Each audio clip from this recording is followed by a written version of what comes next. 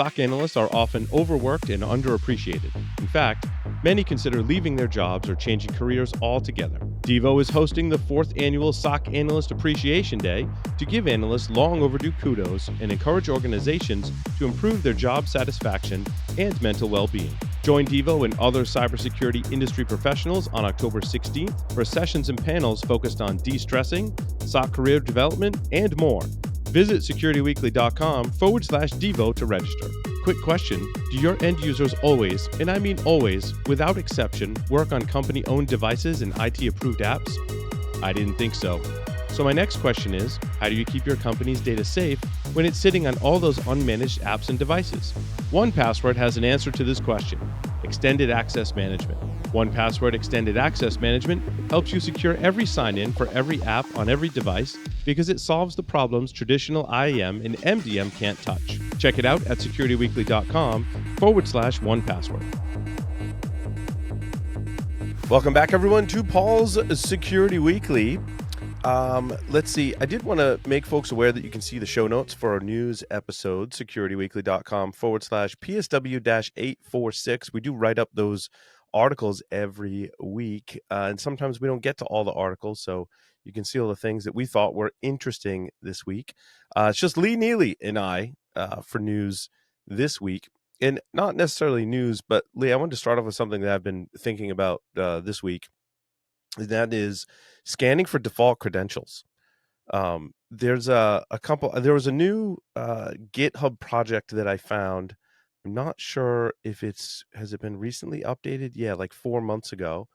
And so then I started looking through GitHub to see which projects were actively being maintained as default credential scanners, which is something, I don't know how you feel about this, right? But I feel like it's something that not a lot of organizations do. I know the major scanners like Nessus and such have checks for certain default credentials. I find them to be kind of spotty and not always kept up to date. So I've always thought that this was like a gap that we have. I even wrote one. I don't know if you remember. I did it on the show a long time ago. Oh my! Yeah, but I wrote one in Python that sent you a Slack message when it found something with default credentials. Perfect. Like I said, there's a lot out there on GitHub. Some haven't been maintained in a while. Some are being actively maintained. So I've been researching this because again, I think it's a gap. I don't know. Maybe the listeners will correct me if I'm wrong, but right. Yeah, maybe they will, because I was actually thinking when you brought it up is how many folks aren't even scanning for default credentials, let alone how good did the tool. I mean, I think you're in the let's make a better mousetrap. Yeah. And yeah, Nessus and some of the other scanners have it built in, hit or miss, but frickin' do it. And then let's find a better tool that really nails it. Because I mean, the data's out there. If you look on GitHub, there's a lot of default credential databases, but there's also if you prompt an LLM, it'll actually go scrape the web and give you what the default credentials are for something. I just did a quick test that I was like, oh, that's pretty good, right?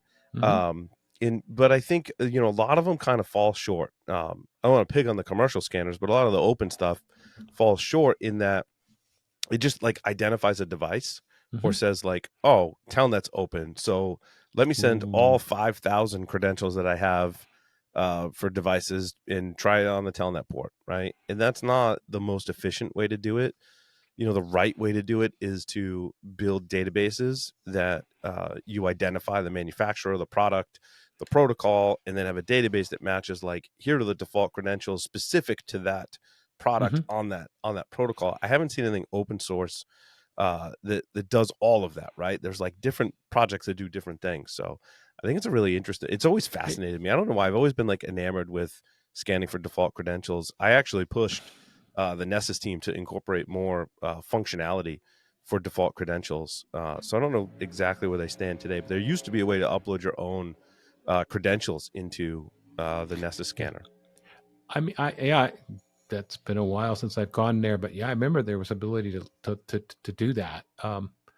And I remember I was also thinking about, it used to be mostly we talked about default credentials where, when I installed something, I was, for whatever reason, I didn't change the default credentials as part of the install process. But now we're seeing a lot of vulnerabilities where, the vendor provided X with default credentials in it, which, I mean, that you can't change. Right. Yeah. I call Which, those backdoors, right? okay, that's a better term But for it. sometimes it is the actual. I've seen devices exactly what you're saying, Lee, where you can't change like the password or the username. Or oftentimes it's the username, right? Like I can't Right. change the username, It's always which would be a admin. strategy. It's always admin, and then you can't change it, right? And then Yeah. there's backdoor credentials that are built in, and those obviously are left there. Well, what we think is by accident. Maybe sometimes they're left there on purpose, right? Right. Yeah. And that's yet an even different scenario. Yeah. Because And I think there's stuff that's hanging on people's networks that how do you know if it still has the default credential if you haven't checked for it? you can't. I mean, I remember when back in the day, I mean, it was cool when, you had that wireless access point you hadn't used in a while. You couldn't remember Yeah, what the password you set it to, so you reset it, and then you go Googled for what the default credentials were, and right. off you went. Um, no, Yeah, yeah. that's not. Yeah. So anyway, So the other thing, like along those lines, Lee, of stuff that's on your network that you need to go look for is I keep seeing the Cisco small business line of uh-huh. uh, mostly router switches, VPN appliances. There was a recent vulnerability disclosure that came from, I believe, right from Cisco that identified several models that had two vulnerabilities on them. These are the RV340, 345 line of gigabit VPN routers. Mm-hmm. And the vulnerabilities were interesting. So the first vulnerability was, I won't read the CVEs because you can just go to the show notes and read it. But the first vulnerability was someone with guest level privileges on the device could escalate to admin level privileges within, I believe what they're talking about is the web UI. Uh, I'm Yeah. just guessing. But the Yeah. next It is. vulnerability is if you're an admin user, you can then perform remote command execution on the operating system. So Ooh. the So in other chain of words, those. that's a sandbox escape, isn't it? Yeah, yeah. And so we've talked about how poorly we track the chain of vulnerabilities. Mm-hmm. These two independent of each other, if you read them, it's like, well, okay, whatever. Like, if I'm guest, I can go to admin. Okay, that's one thing. But then command execution, like, oh, you have to be admin. Well, Mm-hmm. the first one gives you that. So the chain, right? The CVSS scores might be low for the two individual vulnerabilities, but combined together, it's Yeah. a much higher scenario. So I like that it highlighted that. I feel bad for anyone running Cisco small business gear. I'll raise my hand. I have some Cisco small business gear. And the way I'm handling that now is I just don't put the management interfaces on the network. No. And my goal is to get a Raspberry Pi that I keep up to date that uses SSH key-based authentication that I can log into, and then that has a serial console that goes into my gear, and that's how I manage it. So, because again, I think it's poor advice if we're like just rip and replace. That's your only option, right? I think we need in-term options and better options for people. And so that was like one of my solutions that I still have to implement. Right now, if I need to manage a switch, I just go plug into the serial console physically. But needing remote access into the system, I have the Raspberry Pi solution, which I hope to create. But Cisco has this interesting strategy behind the small business line. And I actually spoke to people that work at Cisco that will remain nameless because I don't want to get them in trouble. And I was actually asking them about the small business line because I was like, hey, what is it with this line? Like, there's always vulnerabilities in it. And it's constantly like end of life, end of support, and you aren't pushing out patches. And they were like, well, the margins for selling the enterprise gear is much higher than the small business gear. So they don't push the sale of that gear internally. At least the salespeople don't want to sell it because the margins aren't there, right? Why are you going to Right. sell someone a small business thing when you can sell them the enterprise gearing at a much higher margin and commission, which probably also explains why they're just constantly end of lifing it. It's like, the redheaded stepchild, if you will, of Yeah. the Cisco line of stuff. But I bet, and the reason I wanted to highlight this is if you're in a large enterprise, Fortune 1000 size company, I bet you might have some of this gear in your network. I bet there's a remote branch office or through an acquisition that someone has this gear running somewhere, and it goes back to the default credentials. Unless you're looking for it, you don't know if you have it, right? And if you do have it, it's probably out of date. and more than likely has vulnerabilities that can't be fixed because Cisco hasn't produced the fixes. So my advice is to look for it and come up with a plan for replacing it, or come up with interim solutions, like my Raspberry Pi idea, that you can still management until, because ripping and replacing routers and switches is not, as you and I both know, Lee, right? Many of us listening, that's not an easy thing to go replace a switch. It means downtime, right? In Yeah. both cases. Well, and then switch, stay in that small business, which often hits the home market as well, context. And because this is part of what my story number 14 is about, although it's Daytech routers, it's the, we got unsupported end of life in that context where it's set it and forget it. They're not thinking about life cycle. I mean, No. Try and convince your grandparents where everything is working fine that they know he spend some money on a new router. Oh, I guess for the grandparents, I just buy them one, but you know what I mean? Right. Your neighbor Joe across the street, right? Mm-hmm. Because it's not broken. And whereas, in the small business, the idea of life cycles there, but not necessarily with IT timeframes in mind. Because they're small. They're talk about tight margins. Holy crap! I would not want to be a small business owner. I don't know if I'd have the stomach for it. I think the Draytech router that ended up on the Sysakev. There's a bunch of vulnerabilities from Draytech. Yeah, on the Sysakev, right. and they're but also I think they're used by ISPs. Is that the one that's used? One of them was, and that may be, because it's VPN, firewall, content filtering, VoIP, bandwidth man. Yeah, that would be that would it that could would be that one would that's fit. like distributed right by ISPs, and that's an interesting scenario. So an ISP goes and buys 100,000 of them, distributes them to customers, and then Draytech goes, yeah, we don't support those anymore. Then what do you do? Right? Now you're not just an individual that has to replace one router. Now you're an ISP, and there's a cost to upgrade, right?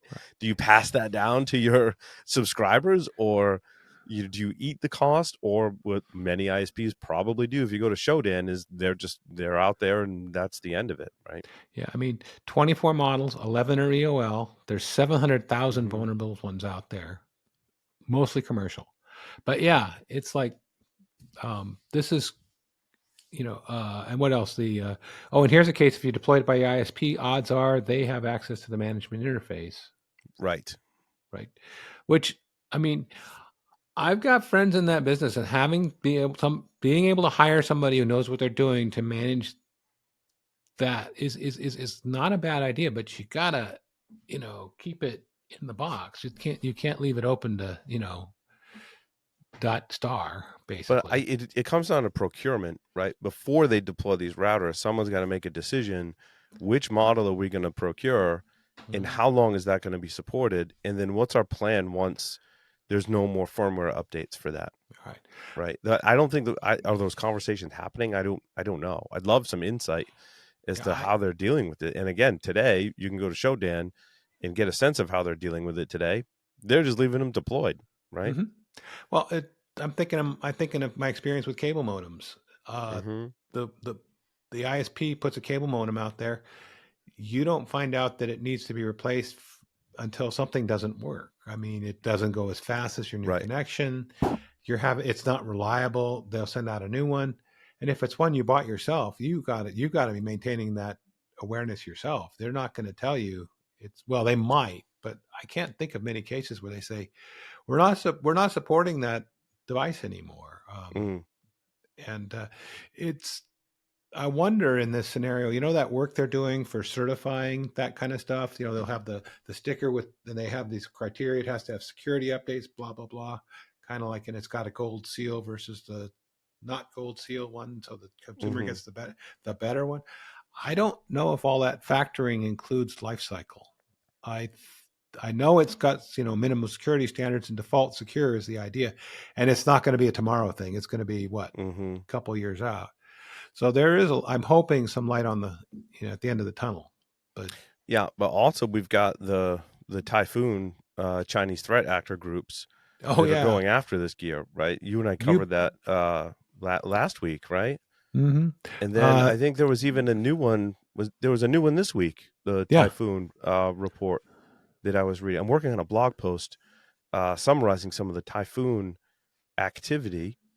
And where I don't was think I it? put it in I mine, don't but think I I put it in saw mine it either. today. I was, yeah, because that was like, I the didn't funny put it in thing my about these stories either. APTs is all the clever names they go with. Mm-hmm. Yeah, Um, because you've got the latest one that I read was Salt Typhoon, yeah, that's the one. and you've got Flax Typhoon, and you've got Vault Typhoon.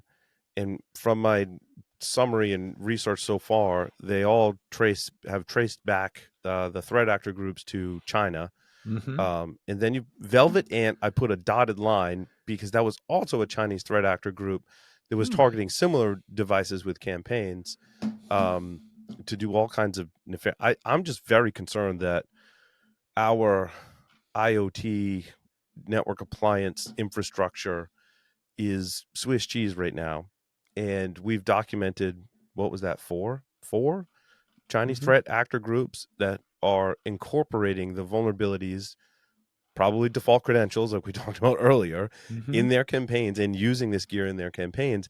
And my concern is, what's the end game? Is there an end game here? Is it just a vehicle for them to maintain access, to use to be more stealthy and command and control, which is somewhat less concerning? Or is there like a kill switch they're going to do to take out a bunch of these devices, like we saw in that other campaign that I can't remember the name of, has a cute campaign, but there was the hundreds of thousands of people without internet access from a campaign. I think Lumen did Lumen write the blog post about that other Yeah. campaign that was targeting routers as well? Yeah.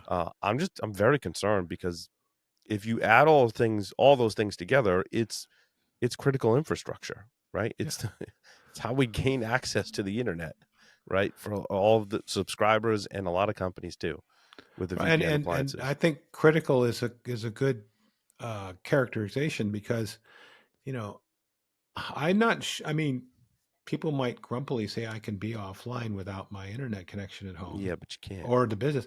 I don't think we can fail over and stay in No, business very long without it. I mean, you're going to do something else. You're going to use a mobile hotspot, but you're still getting right. yourself online to do work.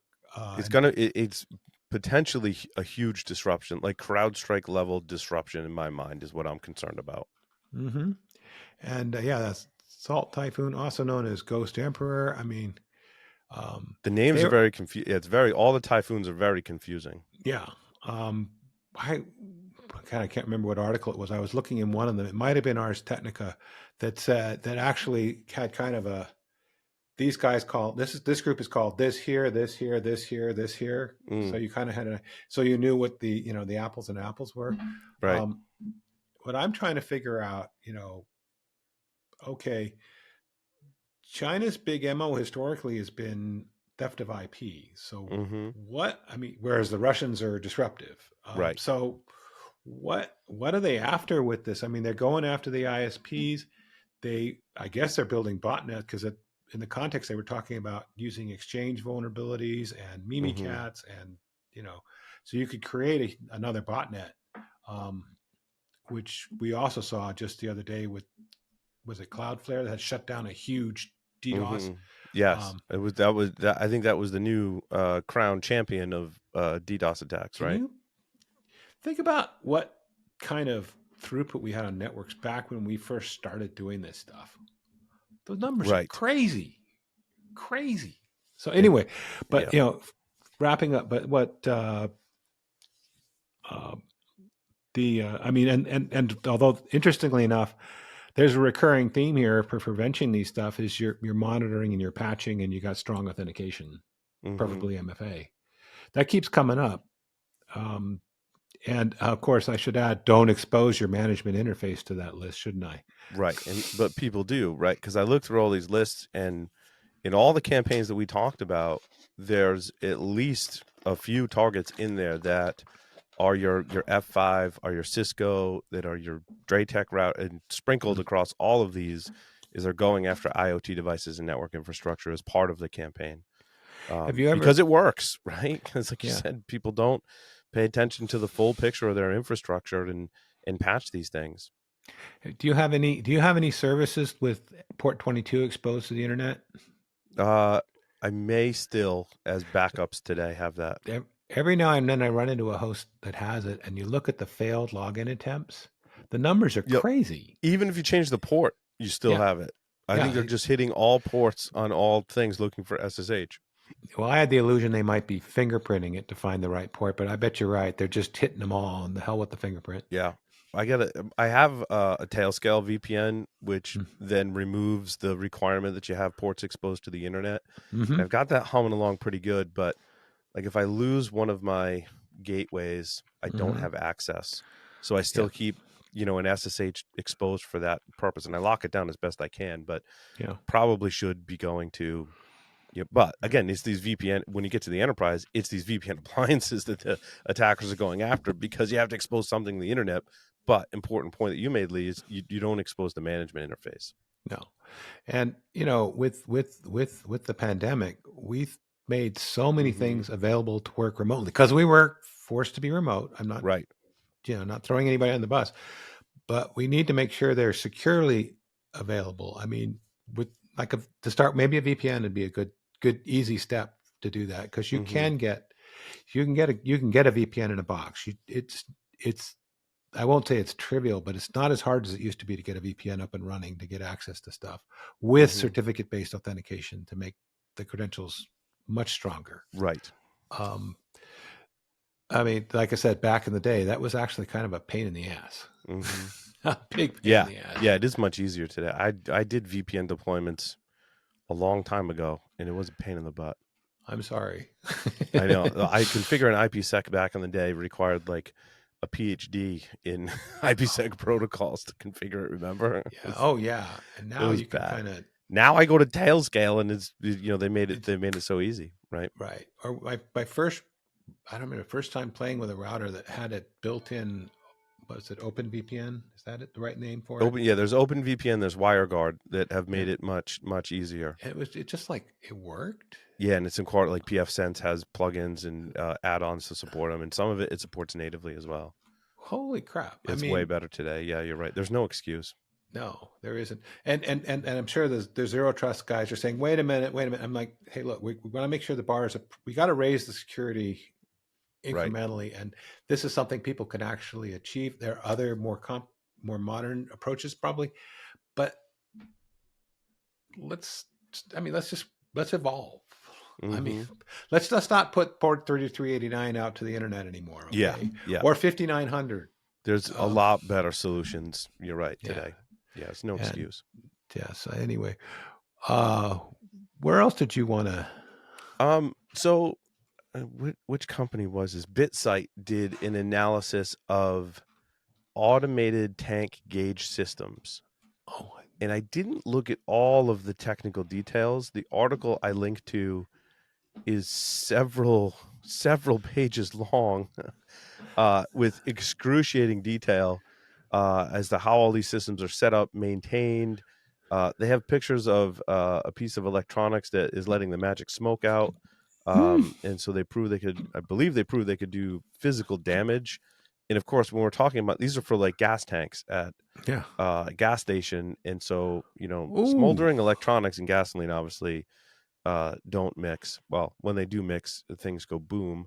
And they quote some previous research, but like the summary reads like the summary that we've seen over the years on this show when a research group looks at a piece of technology that's used for, it's not your standard PC, laptop, or software, right? It's some special purpose operational technology.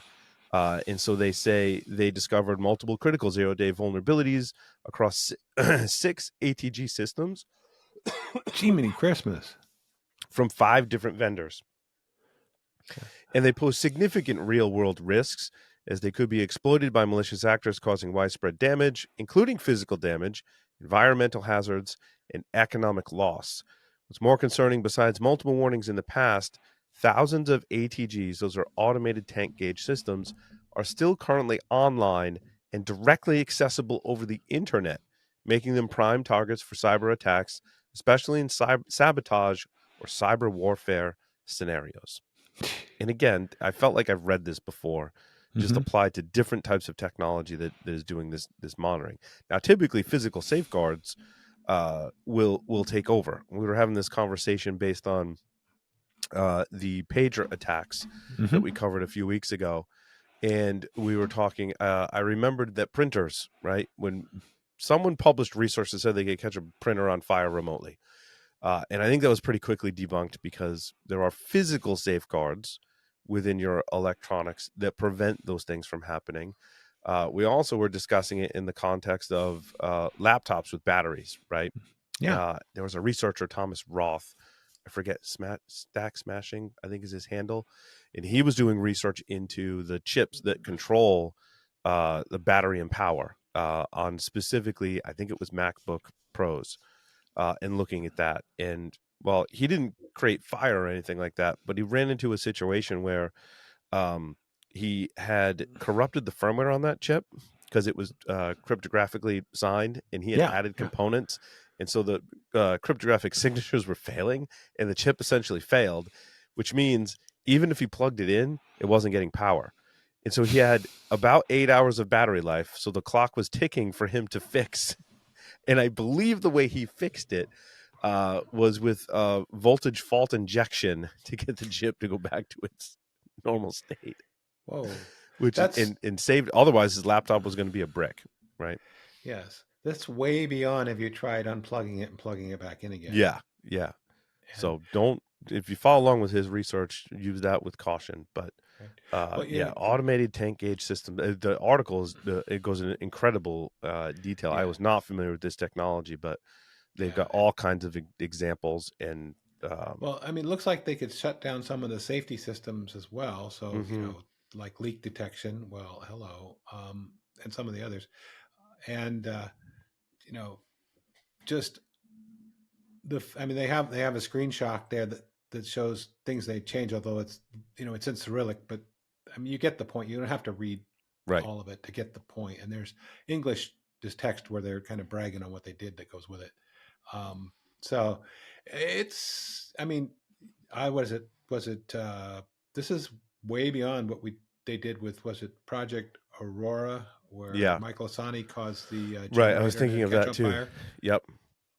And, and I'm thinking a lot of gas stations are small franchises that they may not have done more than just make it work from their phone or whatever device is supposed to control it. They didn't necessarily do a lot more than that. So, boy. But Oh, they only right. detected, what was it, 5,300 out of 170,000 possible devices in the U.S. Right. It's interesting. Two of the gas stations near my house they're being excavated and replacing the tanks. I assume that tanks only last so long, and they have Yeah. to replace those.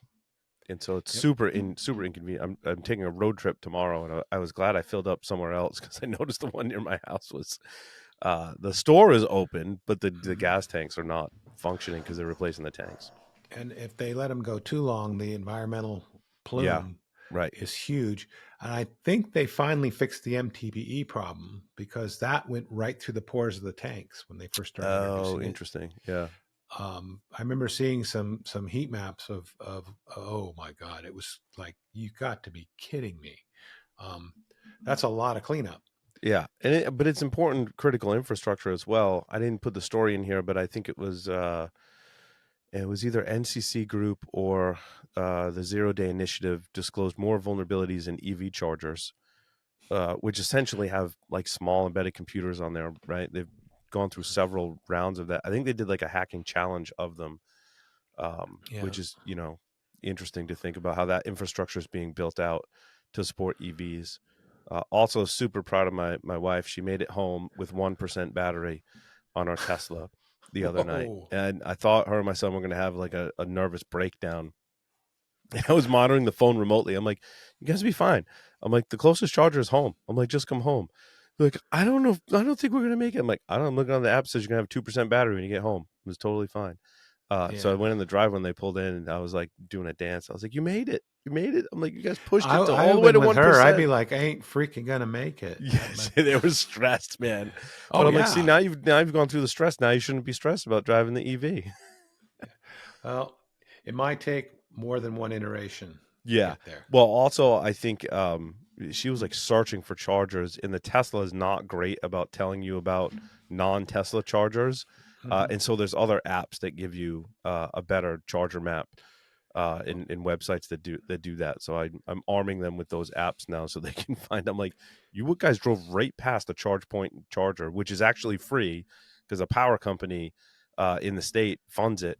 And I'm like, it's free, it's compatible, it's slow charge, but I'm like, it's free, and with the adapter, it works just fine. Yeah. So The other thing is, I think we've also been for years programmed, don't run your gasoline car down to empty because of all the crap in the bottom of the tank. So that's right, bad. right, And you actually might not be able to get it empty because you've plugged up your injectors or yeah, whatever. Whereas EV, it can run as long as there's a charge, but right. you know, But I think people think about it like their phone. Like if their phone's on 1%, it's going to die any second. I'm like, you yeah, realize the entire undercarriage of the car is a giant series of batteries. I'm like, so you're fine. They were stressed though. yeah. Well, hopefully next time they'll be a little more astute. Yeah, On and options. noticing the charge before they leave, which they just jumped in it and went. Yeah. Well, You know. sorry. One time I rented an EV and it came with 40% charge Mm, in an area that I had absolutely no clue where the charging yeah, stations were. I mean, it could tell me, but you're getting in, you're stressed about finding a hotel and all. It's just like this one level more of stress. And then plugging it in the next day at a chart, what I thought was a decent, turns out it was a slow charger. After 3 hours, it only gave me 10% more charge. right. That's not the way to start the relationship with your EV. No, I wouldn't recommend. I wouldn't recommend that. Yeah. By the way, the following day, I took it to a charge point. What is it? 150K charger. Charge it up to 80% in about 18 minutes. That was sweet. Then I spent Right. another 25 minutes topping it off. But it was like, if I'd had that the first day, my whole experience would have been 180 degrees different. Yeah. So I want to talk about FW Update yeah. briefly. There's tons of new updates. A new version 2.0 release came out. Richard Hughes has an incredibly technical post. A lot of it is like the back end plumbing and basically how the team has made it better and easier to add new firmware checks, and check more firmware. They also support a lot of new peripherals. But also I realized that I've never spruced this up and released it, but when I update my Linux systems, I actually created a script that doesn't just update from the distribution mechanism, but also runs FW update. So every time I update my Linux systems, I use a script that I can pack in like custom stuff for me. And a lot of the firmware updates won't go through your regular distribution's update mechanism. Now, some will. Some will use the Linux-firmware subsystem of the kernel, and you will get some updates that way. You may remember me talking about how I got an AMD CPU microcode update that fixed the Zenbleed vulnerability from Linux firmware. But not all of that, like the firmware for your hard drives and your DBX updates for secure boot on Linux, that can come from FWUpd. So in my script, I've got the commands FWUpd manager refresh, which pulls all the latest updates, and then the get updates option runs next, and that will actually try and see if your firmware can be updated in any of the supported devices on your system, which is independent of your distro's update process. So in that script, I also have every time I update my mirror list. I update all packages. I update there's Arch specific things in there that it can update through Pacman rather than PAMac if you're a Manjaro user. Also, you'll have to rebuild some of your Python packages based on a bigger update. So for larger updates from Python 3.11 to 3.12, you have to rebuild your Python packages. So it handles some of that. So I need to spruce that up and get it out there. And I also believe I had a version that I was using on Ubuntu that did the apt update, but also update your snap packages and also update your flatpak packages, because you can pull packages from different things. So like updating was just kind of a thing for me, like a public service announcement that make sure you're updating all the things, not just doing apt update and apt upgrade, right? There's more things that you need to update. I'm sure most people, either app, DNF, whatever the hell, they're going to run that because they don't necessarily know There's other about stuff. this other stuff. Yeah, exactly. Or how, I mean, you know, you know, how you maintain the repository list and how it actually determines what's appropriate for your machine. I mean, Hmm. you run to safety with apt update, right? Yep. And which does do firmware updates, but it's not to Not the extent. comprehensive. No, I mean it's probably fine for my Raspberry Pi, but I don't know if it's fine I think for. they bundle all of the firmware updates for the Raspberry Pi in the package if you're running Raspbian. Yeah, I because don't know I about noticed other I get a distros. bunch of them on that one. Yeah, Raspberry Uh, Pi is kind of all inclusive with the firmware because it's a static. You know why? It's a static hardware platform, so right. they know what they're updating, so they can bundle it all in. When you put Right. Linux on some random PC somewhere, it doesn't know all of the devices and firmware that you Agree. have. Totally So agree. that's why LVFS is important. And speaking of Yes. Linux, did you see the stealthy Linux malware story? Yeah, I did. I think we both have it in our list. Yeah, Let's see. Where the was perf that? control. Yeah. Um, there it is. It's your number 7. Mm. That that thing, crazy. It's mostly like user land and just root level access. It didn't, which it maintains some kind of persistence across reboots, um, but it does provide some level of stealth, but mostly living off the land in, like I said, in user land and with just root level privileges. It doesn't, at least when I looked at it, doesn't go into your bootloader or EFI partition and muck around, and doesn't load a kernel module, No. kernel level rootkit, which would be better ways to hide and provide persistence. I don't want to give attackers any ideas, but if I were to do it, I might go into the kernel. But of course, you put it in the kernel. If the kernel gets updated, you have to reinsert that module into the new kernel, or perhaps recompile it for Hmm. that new kernel with the newer kernel headers. So it does come with that. But I think people running threat detection or EDR on Linux systems needs to be more of a thing, Right. I mean, especially after seeing this. Right? right. I mean, it's using rootkits. It's when somebody logs in, it shuts itself down to anything noisy, so you don't know it's there. I mean, you won't Yeah, when detect the it user easily. logs in, it did something weird to hide, right? So you couldn't Right. see it. Yeah. Lies dormant. It uses a Unix socket and Tor for external communication, so you're not going to, well, it's You'll going to see be it on the harder to see network, that's but going on. And it even has a little backdoor that's for incoming Tor communications. It's like all over the damn disk and in memory. yeah.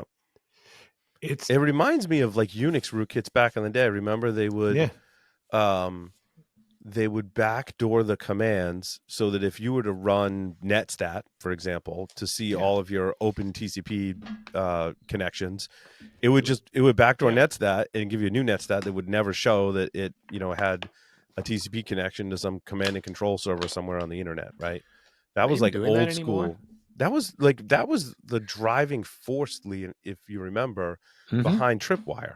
Was Yeah. like, are the binaries on my system really the binaries I should have, or has someone modified them? Because that's what they would do, right? They would, I mean, even before that, they would modify the login process to accept backdoors. So you gave it a special username and password, and it would log you in because they tampered with the login.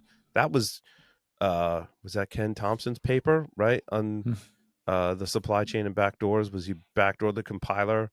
Yeah. When you compiled it, we put the backdoor in the login.c. Right. Right. So it's nothing really new here. No. I just think we need to be more diligent about looking for it. Yeah. But the problem is the EDR stuff gets in the way on some of my systems with the work that I do. Right? Well, yeah, there's some environment for certain activities you need to Mm. tell it to take a break for a little bit. Mm-hmm. The I noticed you have a link to the Ars Technica article, as I have a link to the Aqua Security article, which is Yeah, the referenced in Aqualin's the better. Ars. Yeah.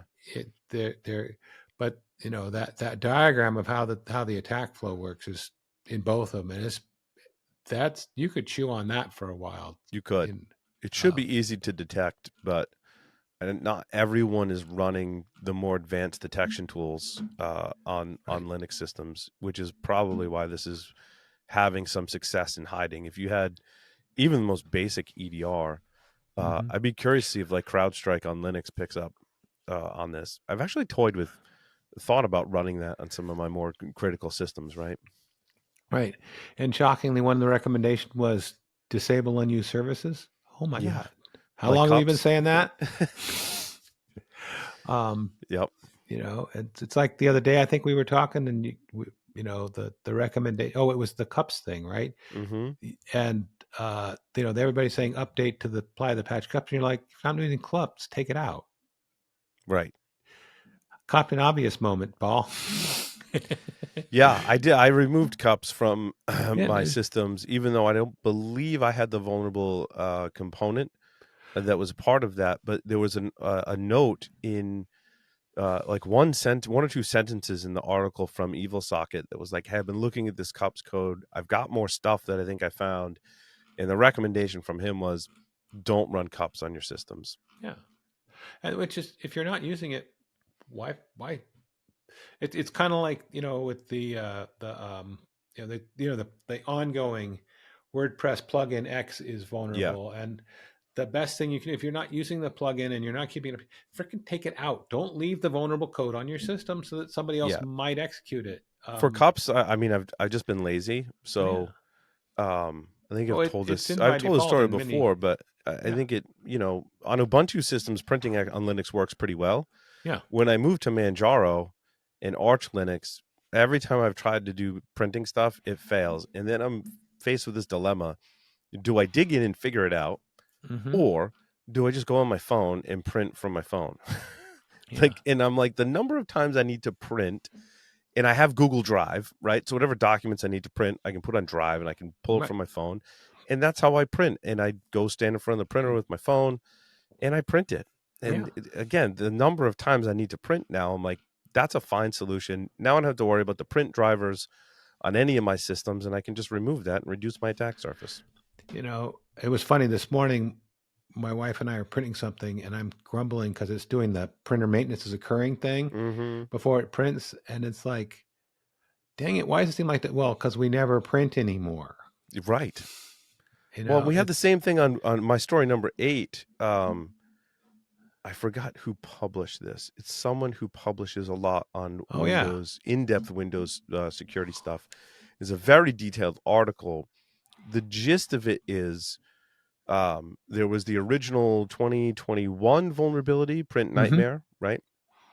And apparently the Microsoft fixed that, but not entirely. So the print spooler service still has issues, and new vulnerabilities are continuing to emerge that lead to elevated privileges on Windows systems by attackers. So Ooh, we do still have on Windows systems, right? Kind of the cups, similar kind of problem. right, yeah. So don't get distracted by cups. We still got to make sure the Windows print systems are good to go. Yeah. And And I don't know who this person is. I want to say I recognize his handle, but extremely detailed article oh yeah, on how to do this with, I believe, remediation. There's no combination of mitigations that is equivalent to setting restrict driver installation to administrators to 1, which hmm. that's interesting. Um, yeah, and there's a lot of things I'm printing in Windows that Yeah, we could maybe dig into on a future show, but yeah. I mean, this has really got a lot of hella details, and they got a number of solutions that, I mean, I'd almost like to see how the impact of the different ways to they come across to fix this are, and as in, because I'm thinking, what could the user's stomach, you know, right. it's, you and I probably have a different tolerance, Yep. This is um, true. but would we ask our wives to print that way? Yeah. Actually, See, I'm trying to train everyone to print from their phones. yeah, and I'm not dissing your approach, by the way. It's just like, But the it is convenient to print from your computer. I will, yeah, there's definitely yeah. that. As you're sitting there, your interface is dialed. I don't care whether it's Mac, Windows, or Linux. You've got it all dialed up. The things in front of you, you want to mash the print button because it's what you Yeah. need to print. Yeah. And it's like, And like a form for school every once in a while. There's like yeah, certain things that you just have to print. My son's getting his license. I want to say there was stuff I had to print for that too. yeah. The So, your number 5 reverse. I mean, this Oh, reverse this engineering and the Kez headphones sounded like, oh man, my yeah. audiophile friends, that's his niche. I had to look this one up. So there's these Keks That's Kekz that's the word. Yeah. headphones, and I want to say it's a German manufacturer. The text looks German there. Mm-hmm. Because I have not seen these in the US, and even the US version of Amazon, like it doesn't really list these for sale. It lists some of the. It's called an audio chip for cookie listeners. So essentially, what they created was a set of headphones, and on the ear cup for the headphone, you can insert this little disc, Uh and they huh. call it a chip or a cookie. Yeah, it's a cookie that they put in the headphone, and the audio file is on that chip. Ooh. So it's a complete offline solution for listening to music. I think it's maybe geared towards kids, certainly by the design as well. It looks that way, but the chip talks NFC to the headphones in that communication layer. So Ooh. a security researcher pulled it all apart. Has a set of those headphones with multiple chips on it, and they're kids, all kids titles on there, Mm-hmm. and basically reverse engineered the whole thing, and goes into Yeah. excruciating detail about how he got around the encryption. He's using a Proxmark 3 to act as kind of the man in the middle to sniff the communication, including some of the encryption keys, which allows him now to clone cookies. So now you can see you're getting around rather than buying the kids titles that you would install on the headphones, right? There's some DRM, right, Mm-hmm. kind of aspect to it where if I can clone it, I can put it on any NFC chip and just put that Yeah. chip in there, maybe with some 3D printed apparatus, and I can just clone them and then I don't have to buy them. And then he did something with like a map where he could use some API and he could see where people were listening to these devices. It's like all the way down at the bottom of the article. There was a map. So there's some PII involved. I don't know, maybe you need an account with them. Hmm. I'm not sure what I didn't read that far down other than just seeing the map. So you get usage of the headphones, location of some of the headphones, and files listened to. Huh. That was super interesting. Yeah. And look I at gotta that. have And he's got. Larry. Oh, yikes. Larry's got to look into this, and I'm sure he's going to Oh start yeah. acquiring these headphones and doing the research on it. Right. Disclosed this to the company, and I don't think he ever heard back. Was basically what Well. I got from the disclosure timeline. Yeah. That's too bad because, yeah, you should. Somebody discloses something to you, you should freaking respond, even if you're saying, "Yeah, I'm not going to do anything about Mm-hmm. this." But you got to acknowledge it. Ignoring the picture of what those discs look like when you're describing it, the first thing I thought of is that scene from Men in Black where he's got the new thing. This is going to replace CDs or DVDs. I'm going to have to buy Yeah, the White Album all over again. right. Um, I mean, it is kind of a cool setup. Uh, it's kind of neat. The bugger that they, it wasn't as secure as it should have been, but Well, um, I think they're probably not responding to the researcher because there's probably, my guess is, no way to fix this without new hardware, yeah. Well, I'm wondering right? if it's either that or it's going to just destroy the unit cost and nobody will buy them. Yeah, And either way, yeah, that's going to be fatal for the manufacturer. yeah. Um, Especially if people can just clone the chips. but yeah, and and maybe that's an acceptable loss. Did I Could say be, that out loud? could be, could be. Yeah. I like saving stuff like this because I need to create like a collection of them because Mm-hmm. people that post this amazing detail on how they reverse engineered something, Mm-hmm.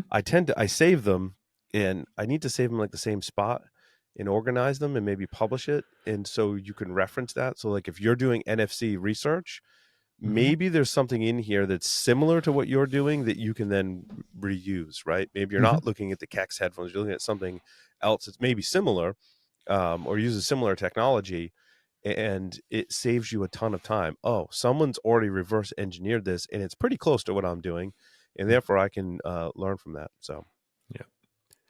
So definitely falls in that category. What else you got, Lee, for stories? Well, I was my number 3, which is poke at Ryanair.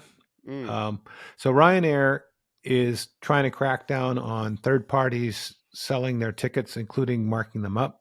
mm-hmm, Ryanair is known for their no frills. There's a comedy song that basically says, you get charged extra to use the head, you get charged extra for not using the head, et cetera, et cetera. It's really hilarious. But like Spirit, they everything's extra, and so they're trying to keep their costs down, so they don't want people reselling it. And they so if you come through one of these external parties, that you have to provide additional identity verification data. mm-hmm. And the process is miserable, and people have been complaining about the process. This isn't about the process being miserable. The data protection Ireland, Data Protection Institute is making sure that they're following GDPR, because they're not so sure that that's all got their act together. Mm-hmm. Ryanair thinks there's nothing to see here, but I think they have. Now I'm trying to remember. There was something subtle in what the DPC was saying that just they were like, "I'm not sure you got it all." I But see. Yeah, so they're trying to skirt around regulation, but the regulation commission's like, I don't know about that. no, I don't think so. And I'm thinking, okay, keep an eye on this. Not, if nothing else, to make sure you get GDPR right, because Mm-hmm. getting it wrong is expensive. Um, Yeah, right. I mean, that's what's that up to 4% of your net income or something like that, the max fine, which that could sting, particularly a small company. Yeah, Um, and probably something with small, low margins, like Ryanair sounds like one of the, yeah, similar like they're Spirit, right? No frills, low right. margin. Which is, there is a market for it. I'm not Yeah. dissing them despite my earlier comments. I mean, yeah, I mean, my sister joined us at Disneyland one year. We said fly Southwest. He says no, Spirit's a little cheaper. Well, they were charging her for seat selection ahead of Yeah. time. If she had a carry on, it cost money. If she Right. had checked luggage, it was going to cost money. It was just like boom, boom, boom, boom. Well, and what I found those smaller airlines is they don't have as many planes. No, And there's so if something happens in your flight, like we've had hurricanes, second hurricane coming through Florida, if you're stuck, the next flight they're going to get you mm-hmm. is not going to be pretty. No. Uh, so I don't even remember the Security Weekly staff was stuck in Florida for like 3 days one year And at InfoSec World. I don't know if you remember that, Lee. yeah, so Um, yeah, I remember that. It was a couple years ago. I think that was the yeah, same because year we were there and bugged out. we flew Just an airline, and coming home, I had to take a Southwest flight to get my wife home so she could go to work yeah, because she was God, that scheduled was to work at the horrible. hospital. And yeah, we ended up changing airlines Right, and coming home those because I think it was JetBlue just couldn't get us where we needed to go. Right, and Southwest has so many more planes, right, than yeah, some of the smaller airlines. So I don't think of JetBlue as that small, but they are much smaller. yeah, And your spirits are even smaller. yep, There's Legion or exactly. something, like they don't fly. They like fly maybe once a week to a destination. Right, right. And your flight will be much cheaper, but you can end up paying a lot more in Yeah, hotel rooms, yeah. right? So I wanted to quickly mention the iOS 1801. Oh yeah, Uh, I had two more stories of yours I wanted to cover. There was the iOS sure. one, and I want to talk about NVD as well, and then any others you want to hit. But yeah, Yeah. so I don't. I mean, I pay attention to the iOS flaws, but Mhm. this one I thought was interesting because it reads people's passwords. Did I read that Yeah, that's correctly? the one. So there's two flaws. One was a media session which applied only to the iPhone 16. Mm-hmm. And that allowed you to, it had a similar flaw of accessing extra data. The bigger one is the voiceover, where you could convince the voiceover function to read aloud passwords. Um, and it was, what was it? It was, they were both resolved by better input filtering. So it was Mm-hmm. not properly, what's the term? Neutralizing input. Is that the new term for Yeah. that? Um, Condition, which is a thing. I mean, Apple's far from alone for not always doing the right thing with their input. Although they're pretty damn good at getting it right. So when I threw this one on, it didn't take that long. It wasn't that big, a couple hundred megs and installed in 5 minutes or less. Mm. I don't anymore say, "You done yet? You done yet?" No, Yeah. I Yeah. start Yeah. it and by the time I've read, the 7.3 backlogged emails, it's done, right? I That turn interval. I turn off all the voice assistant stuff on my phones and watches and all that stuff because I don't trust it. Yeah, yeah, You it's know, it's just it's us as frustrating. security professionals like drawing lines in the sand. Like, Yeah, yeah, I'm gonna use a Google Pixel, right? But I'm yeah. not gonna enable the Google And I'm Assistant on I'm it. And it only going to pushes it. Man, respond when I does get the wake word. yeah, So you're listening all the time and exactly. throwing away the input. Um, Years ago, I did some experiment. I had an Amazon on the network, and Hmm. what is it? Google Home was the other one. Yep, yep. And I was looking at the traffic meter on my router, and the Google one was sending a huge amount of traffic, Huge amounts. even though I wasn't talking to it. And I'm like, Yep. where exactly are you listening for the wake word? Now it may have changed. I just that was just it Yeah. creeped me out, and I pulled it They lacked off. on And their API too. Their API was very. I looked in their API once on the because I run the Google Home stuff here, just hmm basically so I can turn lights on. I mean, it's yeah, mostly what I use it for. Or we ask it a question, doing kids' homework, right? We want an answer for yeah. something, some So, background. Because it's been a long time since I was in elementary school and middle school, and sometimes I yeah, need a refresher on fractions. Actually, now I'm yeah, using I'm using more of the LLMs to do that. neat. Help me with homework. Yeah. So, yeah, and so Some of them I'll take a picture. I'm like, can you solve this problem? Right now, I don't give my kids the answer. I'm like, I need to know how to get to the answer so I can teach my kid. Right. hmm so Actually, I've been playing with this new app. I want to tell our listeners about too. It's called Noi, and it's this it's software on Linux. I think they make it hmm for all platforms. But Noi allows you to connect it to all of your LLM platforms.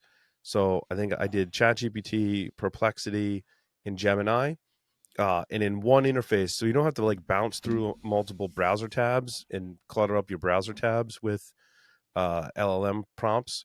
hmm And so it's a separate application for doing that, and it's neat. it's it's pretty cool. It's pretty cool. It allows you to summarize them. It's got some advanced features that let you download your conversations or organize your conversations. So it's got some extra features, but I like having it in a separate app. It also makes it super easy.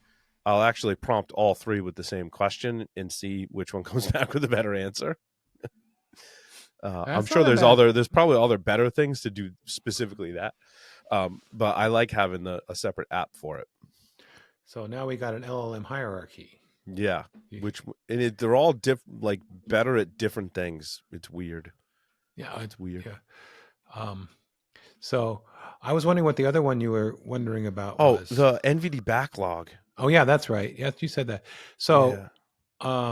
back in a few months ago, MBD what in February stopped doing the enrichment or analysis on the vulnerabilities. So you'll see, this vulnerability hasn't been analyzed, and they got like in February there was something like 72%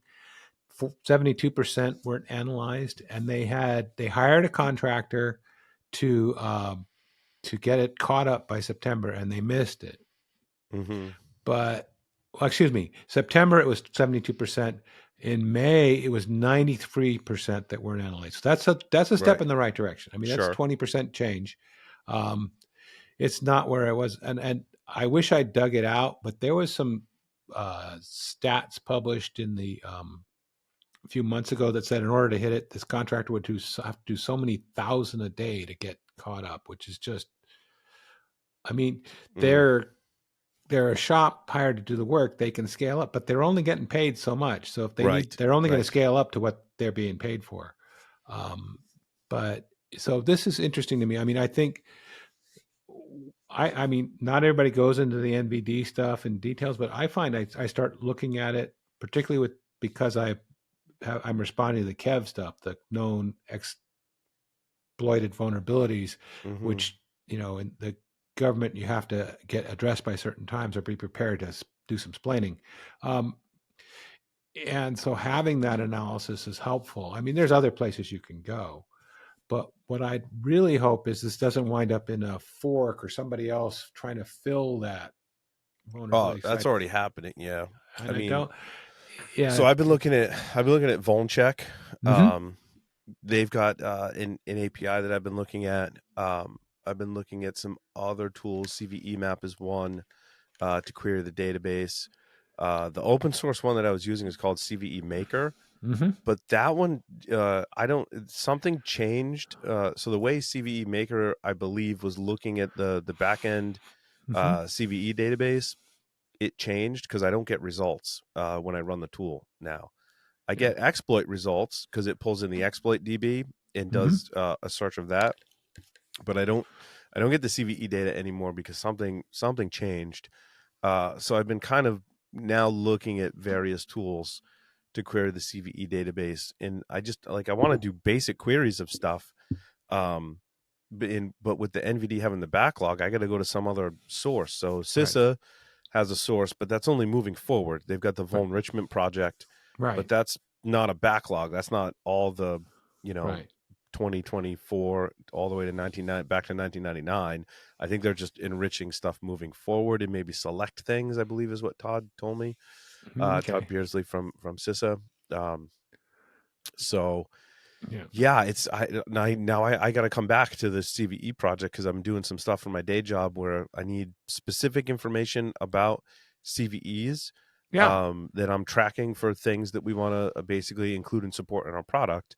And I want some background information when I file tickets, and getting that information has been difficult. Again, it Yeah. kind of all points back to, well, NIST did two things, right? They discontinued one of the feeds, and then the enrichment, has a backlog. So Right. And they also have increased the number of businesses who can provide CVEs correct. So there's more CVEs.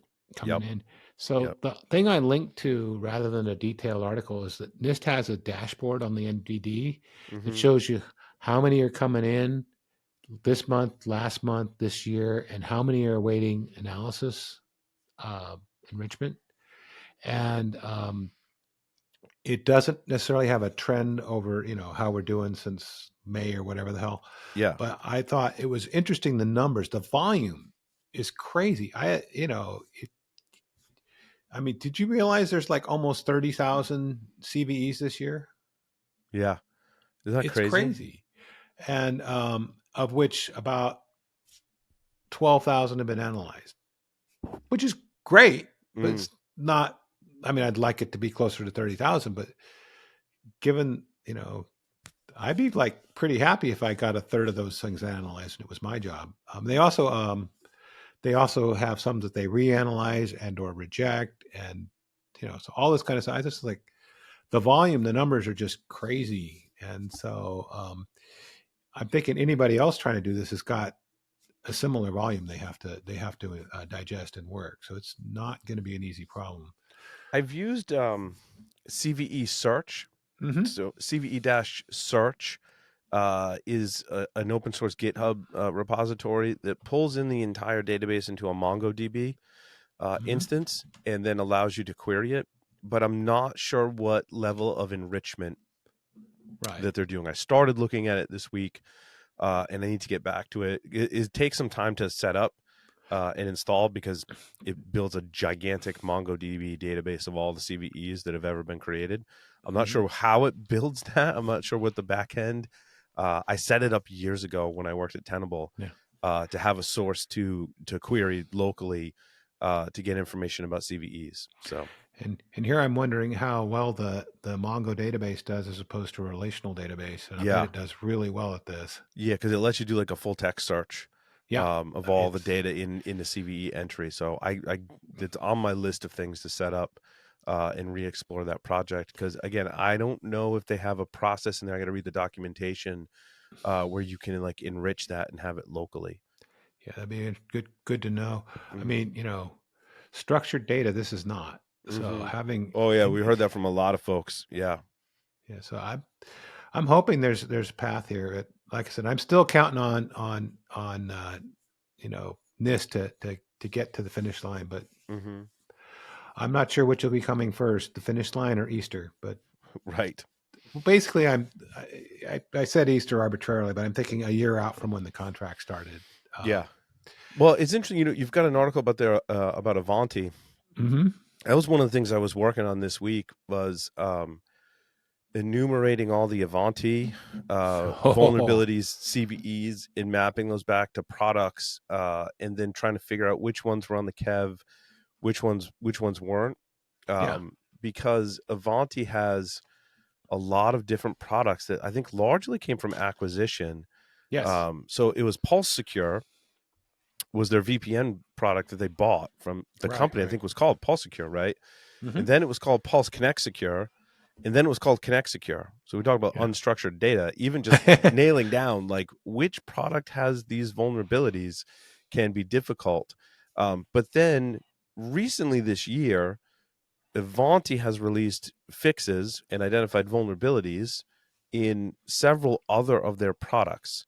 Yes. One is the EPM, which is the endpoint manager. Yeah. The other was, what was the other one? There was a couple of other ones that were on There was there. secure. There was the CSA, Connect Secure. Oh, the CSA. Yeah, the appliance that you can use for managing software installs and patches and updates. yeah, Which which with having a remote workforce, you need to have that hanging out, reachable without a VPN, or ideally. And they actually discontinued their appliance, which you couldn't add any security features to making it basically a package that sits on a like a Red Hat or another Linux that then you could put in your endpoint protection stuff and other things on top of it, hmm and actually crank it up to your security settings, which is, I mean, appliances are lovely. You set them, forget them, do a minimal configuration, but right. having all that there, something this important, I'm thinking, yeah, probably a pretty damn good idea to do that, and particularly if you have any bidirectional trust going on. Right.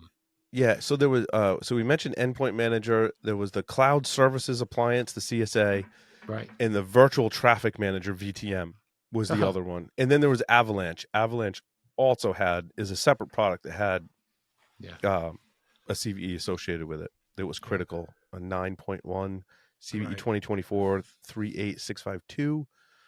Yeah. I'm using CVE map to pull that information. If Nice. Project Discovery, Nuclei, they make Nuclei, Mhm. and some other things. They make a utility called CVE map that lets you query. You need to go register and get an API key from Project Discovery, which I did, and then it lets you query the database Well, that's in cool. various ways. And that one seems to be it's being updated and lets me pull information, not quite in the way that I want to do it in all circumstances, but um, yeah. So I've been using that. So So, like I just queried oh, it for vendor Avanti, and it gave me like the big list, and that's how I was right. remembering all the So, products. and I was rather concerned about what was going with Avanti, excuse me, Mm. which they're a victim of their own success. They've Yeah, they've no grown, knock on them. I mean, and they have, yeah, no, it's cool. And as part of acquisition, you got to right size that. You can't keep everything you buy at full size. I mean, there was a right. reason they were available to be bought, and so they're getting, a little bit of hit on the security side with the CVEs. They're moving the bar though. Yeah, I mean, we could always want people to go faster, but they're not sitting on their haunches saying, yeah, not my job, man. They're yeah. doing They're something. fixing stuff. They're releasing fixes. They're releasing advisories. Yeah. So And so I'm thinking one of the questions I was contemplating with when the Avani issue was big, and it didn't feel like it was moving very fast, is how, at what point are people going to want to reassess their choice of Avani, mm, right? hmm Rip and replace is never cheap and easy, but no, but it's easy to say. It's hard to do, oh, right? hell yeah. But I was thinking about, what, because their cloud appliance was an alternative to, what is it, SCCM, and Yeah, what's but the I other feel half of like that? But Endpoint Manager is kind of a what's similar, that? like it exactly what it That says. It allows you to manage your endpoints, right? right. So So it's when your I read through I don't know if you're familiar with the product, but I read through their product page on it, and it sounds like you have an agent on all of your endpoints, mhm. and then Endpoint Manager allows you to query things like what software is installed and all that Yeah, stuff. I'm like, which well, that's interesting. With an attacker with access to that, could they push software? Probably probably, to and all of those endpoints. I'm like, better make right. sure So you got it's that stuff locked down. right, and a lot of your EDR tools can do that for you now, hmm already. They're not necessarily going to install anything, but they can give you a full inventory of what's everywhere. including potentially vulnerable versions, which you might want to crosswalk with your scanner, just Yeah. for sanity check. Um, the although, sorry, some of the stuff from the Microsoft store, you wind up with the new version and the old vulnerable version still there. Right. Um, That still which happens today. It's interesting. Yeah, crazy. But yeah, so like I said, I'm glad we'll be able to get more insight on what Ivani's doing to reduce their vulnerability platform. And I'm thinking if you're in the Ivani customer, you need to make sure you keep an eye on what's out there and what needs to be updated and get it scheduled, because it's kind of blood in the water. You get one Ivani product being hacked, they're going to go off anything that fingerprints Ivani. It's just, maybe this is week 2. Let's go. Yeah. Um, I think this is a endpoint manager is like a cross-platform solution nice. for Windows to Mac OS, Linux to Chrome OS, and beyond to IoT. I think IoT requires an add-on, and it lets you manage software, user profiles, OS provisioning, migrations and updates. It says Sweet. software distribution. I mean, my concern when I read this, I'm like, if an attacker takes over that could be a bad day. Like, Yeah, I that's get you need to manage all that stuff, and that's good, right. but Right. also, yeah, Right. it's the Well, conversations we used to have at Tenable, right? Like, oh, you want to do authenticated scanning across all the devices, but what if an attacker gains access to the your Tenable credentials. console that has all those, connections and credentials Well, to all those things? So, that's why we liked that's one of the things that was cool about the Nexus agent, yes, because it eliminated the credential piece. I that's mean, exact. I mean, I was it's there when we launched the agent, and that was probably the number one driving factor behind it was to alleviate the concern with the credentials and yeah. credentialed scanning. We were like, well, just put this software on the agent, and it creates a encrypted channel back to the management console, and it alleviates that It took a aspect of the lot of risk, right? conversations off the table. Mm-hmm. You know, and and it provided, you know, data that was typically less than 24 hours old across your Yeah, whole yeah. enterprise was huge. And Still it's more is. people complain about agents, right? But the Yeah. thing is, it gives you the most accurate picture, Yeah. right? Because I'm it's from on, it's cyber. running on Please the install system. another agent. Yeah, and no one wants to install another agent, and No. I get that too. But also, the accuracy and speed, to your point, Lee, is much better when you have an Yeah. agent solution. And there are some notable exceptions, but the agent scan is way lower impact on the system than a full-on credential Yeah, tenable scan seems to be. yeah, Um, yeah, yes. I mean, and I say exception. I mean, one of the apparently the agent, some of the scans use an old-fashioned find statement Mm-hmm. on Mac, and there's some better, more efficient OS Ways to commands do that that. will, Yes, yeah, but the find commands work. They they just do. and so I sometimes come in my office on the weekend and the fans on both my Macs are spinning because they're running all these find commands, Yeah, yeah. and it's like, damn it. But okay, it's not a time when I'm using the box, so Right, right. You can yeah. schedule that behavior. Mine. No, well, yeah. Remind me whose box this government-owned piece of computer is again, or this corporate-owned anyway. So, but yeah. So I'm, so we're going to keep an eye on Ivani, and some of these the endpoint managers things were 9.6, but their patches out. Let's get them done. Um, there wasn't a bunch else I wanted to hit on, and you know, I mean, we could talk about any of this stuff, of course, but we covered the stuff that I thought would be fun to talk about. Yeah, same here. I think we covered all my stories. We covered yours that you wanted to dig into. Mm-hmm. Um, I mean, oh, there's there was more for one people to last. read. Go ahead. Go ahead. My number 6. Okay. I don't know if you've ever played with the pie tail thing. Uh-uh. So if you take a Raspberry Pi 0W, I think is the Mm-hmm. one that he's using, and you put some apps on your phone for like SSH and VNC, Mm-hmm. you can basically, Raspberry Pi 02W, Mm-hmm. an OTG adapter, right? That Yep. just it powers it, gives it power. And then you run SSH and VNC. I'm not sure if it talks directly over the USB, but I want to say it Mm-hmm. uses a Wi-Fi network that your phone connects to, that your Pi is connected to and gives you access to your Pi. So essentially it turns your phone into the console to control the Kali Linux instance on your Raspberry Pi that is Sweet. small enough to attach to your phone. My You, issue with this is it's not a great user interface. I'm And looking at the yeah, screenshot. Whoa. I've done it before, but like entering commands on a phone into Kali it's not for me. I mean, No. I can see the use case for it, but I prefer to have my laptop with a proper keyboard and a screen. Or a Even a tablet. small mini port. I've looked at smaller portable laptops Mm-hmm. that I could put Kali directly on, perhaps. Or I always have my laptop with me, so if I have a small device that runs Kali, I can just connect to that remotely, and then use my screen and my real keyboard Right. to control it.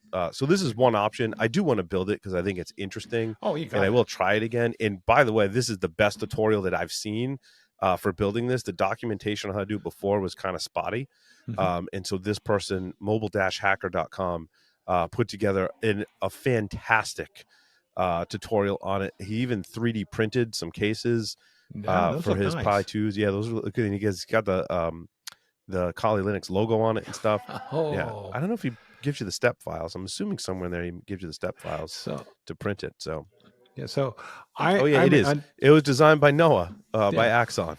Yeah, So do you remember the Pwn phone? yeah, I do. So it was running. It was a jailbroken Android with I have basically one. Kali, I and have one. You and want to uh, and explore? those guys were cool, by the way. But the screen was just like so hard to read, and you're It using the was. screen keyboard.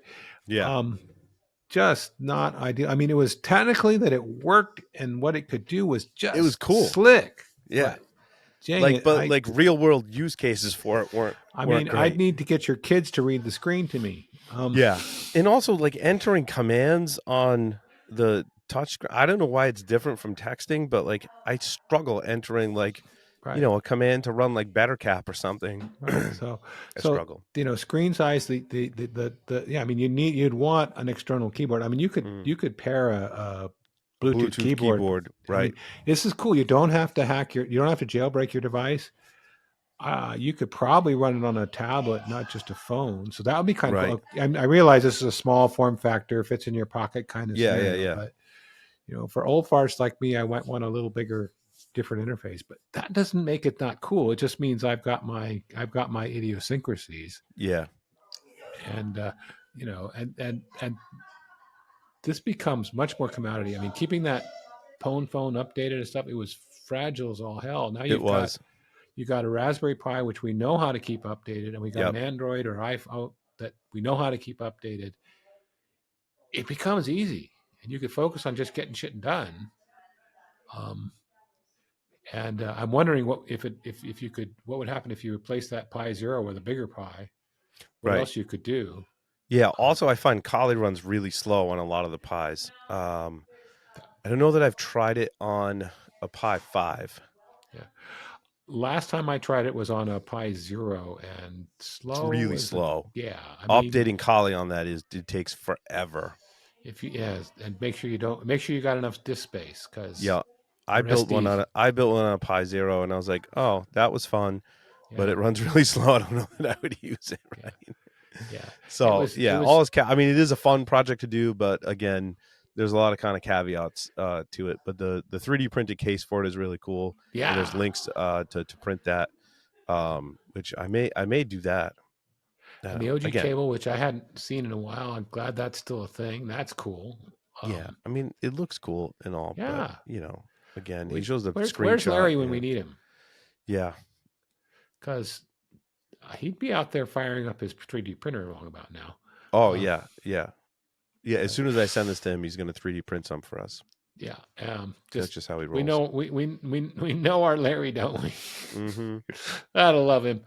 Um, I always thought Larry's would be the house that as teenagers we'd all hang out with because we don't know what we'd do. We'd build something cool, we'd blow something up, Right. something. It would never be boring hanging out at Uncle Larry's house.